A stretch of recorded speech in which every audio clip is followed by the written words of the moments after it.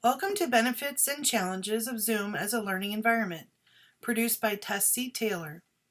In this presentation, we will examine the increased use of Zoom as a learning environment and the factors that led up to this practice. We'll also review the benefits and challenges that video teleconferencing provides when it is used for learning and training purposes. And lastly, you will leave with actionable tips for preventing mental exhaustion that is often associated with frequent ongoing use of video teleconferencing, with advice for getting the most from this resource. Let's get started. We'll open up with a thought-provoking quote from about the increased use of new technology becoming integrated with learning from Edutopia, part of the Lucas Educational Foundation created by award-winning filmmaker George Lucas of Star Wars fame. Video teleconferencing has already proven to be useful in teaching remotely. For the purposes of this presentation, we'll focus on one product, but keep in mind that video teleconferencing platforms are many, and there are more in use for learning. What is Zoom exactly? You may have heard people talking about Zoom in the wake of the COVID-19 pandemic. This cloud-based software is the invention of Eric Yuan, a former Cisco WebEx executive. Launched in 2011, it has quickly become one of the most widely used video teleconferencing platforms of this decade. Zoom is designed to facilitate peer-to-peer communications using a virtual video teleconferencing platform, and it is used by approximately 2.22 million global users as of February 2020, with daily average meetings going from 10 million in December 2019 to exceeding 300 million in April 2020 at the height of the pandemic.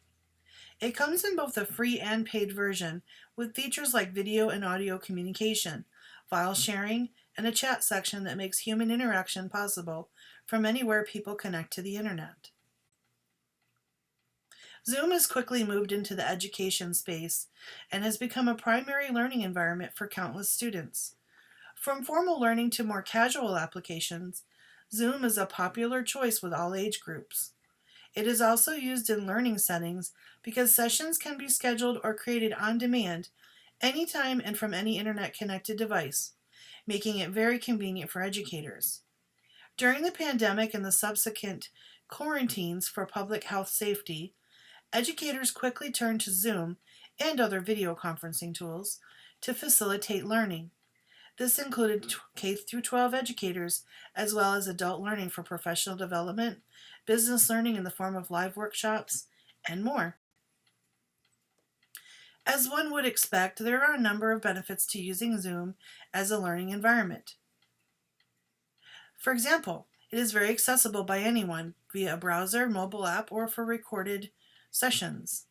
It has a very intuitive interface and simple features that make it easy to use. And you can share via audio, visual chat, and files, making it 508 compliant.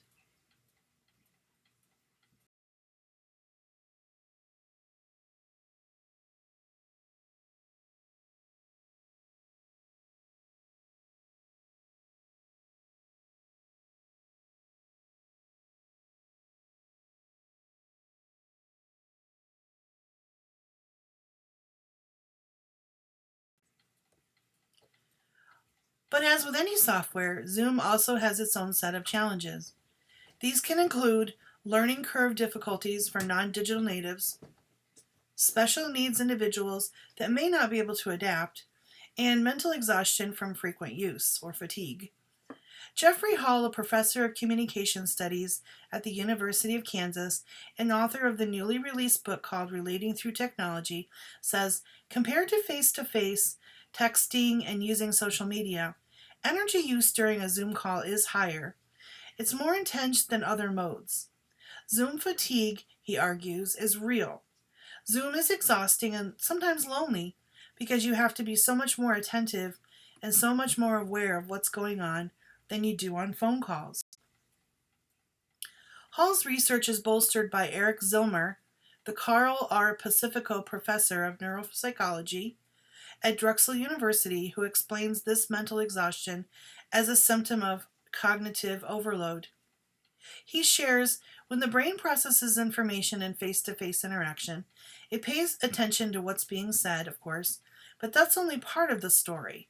The brain also incorporates a multitude of nonverbal cues, such as a slight nudge of the head in disagreement, a sideways glance, a vocal pause of confusion, or a quick uptake of air to interrupt. An amazing amount of neuronal mass is dedicated to reading people's faces, sensing emotions, social cues, the ambiance, intuition. With the two-dimensional Hollywood Squares world of Zoom, that goes out the window, he says. We're missing the social cues, and therefore we're missing a lot of vital information. The usually easy task now requires the brain to hyper-focus on deciphering that hard-to-glean, missing information, made more burdensome when the video is fuzzy or conversation suffers time lags. You have to fill in the gaps, Zilmer said, and that takes cognitive energy. Therefore, you get more tired. So with all the benefits and challenges presented, how can users of video teleconference technology overcome and prevent mental fatigue from taking away from the overall learning experience? Is this a problem that humans will just have to learn to live with, just as we've adapted to other technology over the years? I'd like to present 7 ways to avoid Zoom brain and make the most of this worthwhile learning technology. You may want to locate a pen and paper and jot these tips down. Avoid scheduling back-to-back sessions. Know your limit and don't schedule too many in one day. Take plenty of breaks for self-care, including resting your eyes and your mind, deep breathing and stretching as needed. Use eye protection, such as prescription anti-glare lens or blue light blocking lenses. Use your time wisely. It doesn't have to be a full hour, and people that don't have to stay for a full session, let them leave. Plan your sessions in advance, have an agenda or a worksheet to follow along with. And set the rules at the start. Make sure all users have their cameras either on or off, mute people when they're not talking, and use chat for questions and info sharing so as not to disturb the rest of the learning experience. If needed, get moderators to help you out. Zoom can be a great tool, but it doesn't suit all situations. There may be times when synchronous communication is not necessary, such as when you simply need to share information. If your message doesn't require two-way communication, don't use video conferencing. Instead, create a recorded presentation that can be shared with learners and viewed at their convenience. Congratulations! You made it to the end of this presentation. As a result, you've learned some new things that you can immediately apply to your use of Zoom. Now you can describe Zoom as a learning environment. You can explain the benefits and challenges of using Zoom for learning, and you have some tips to solve the problem of mental fatigue associated with video teleconferencing. Thank you for attending, and please feel free to check out these references for more information.